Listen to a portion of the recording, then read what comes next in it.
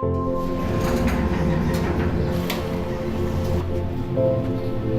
als Kind war ich verrückt nach allem, was rollte. Fantastische Maschinen.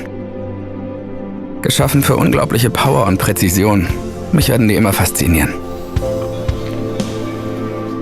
Ich tauche gerne in Grenzbereiche ein. Spüren, wie weit ich komme. So war es jedenfalls früher.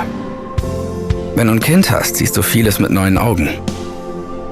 Du nimmst alles, was um dich herum passiert, viel intensiver wahr. Du denkst auch mehr an Zukunft und wie du sie gestalten kannst. Techniker war ich schon immer mit Herz und Seele. Nur die heftigsten Fahrzeuge und Motoren interessieren mich wirklich. Ich wollte auch schon immer modernste Technik im Griff haben. Klar ist das heute noch so, aber da ist mehr. Ich sehe heute Trucks in einem größeren Zusammenhang. Ich denke an unsere Umwelt. Bin stolz, für ein Unternehmen zu arbeiten, das Nachhaltigkeit ernst nimmt.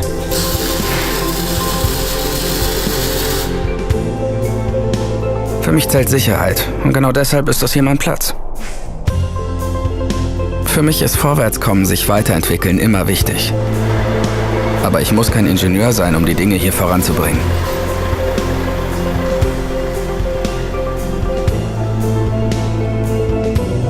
Diese Bahn ist meine Uni.